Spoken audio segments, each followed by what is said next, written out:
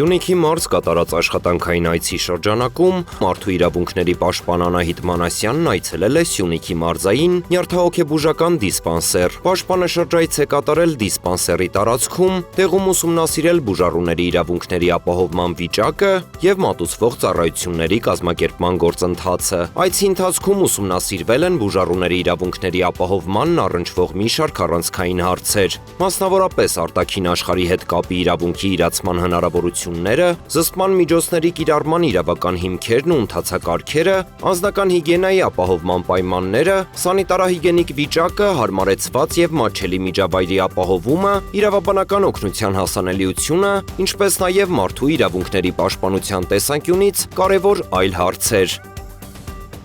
Եվրամիությունը ստեղծում է հատուկ հակաճգնաժամային հանձնաժողով Չինաստանի հետ առևտրային լարվածության սրման դեպքում արձագանքելու համար։ Եվրոպայում մտավախություն կա, որ եթե Պեկինը հոկտեմբերից սահմանափակի հազվագյուտ հողային մետաղների եւ այլ ռազմավարական հանքանյութերի արտահանումը, դա կարող է ծանր հարված հասցնել մայրցամաքի բարձր տեխնոլոգիական արդյունաբերությանը։ Այս հումքը կենսական նշանակություն ունի էլեկտրամոբիլների, հողմային տուրբինների, տվյալների կենտրոնների, ինչպես նաեւ պաշտպանական արդյունաբերության արտադրության համար։ Հազվագյուտ մետաղների վերահսկողությունը դարձել է ԱՄՆ-Չինաստան տեխնոլոգիական մրցակցության առանցքային ուղղություններից մեկը։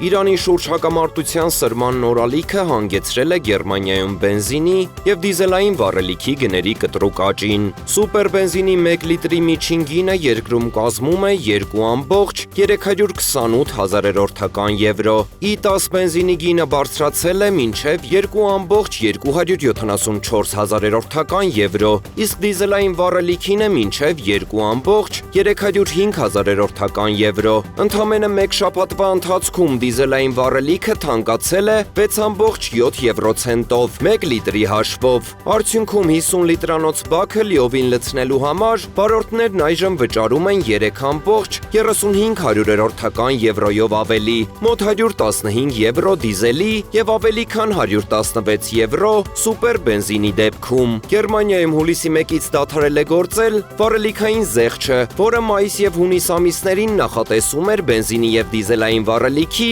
հարկերի նվազեցում 17 եվրոցենտով 1 լիտրի համար։ Կառավարության սահմանած կանոնների համաձայն Գերմանիայի բենզալցակայանների օպերատորներին թույլատրվում է վառելիքի գները բարձրացնել օրական միայն մեկ անգամ։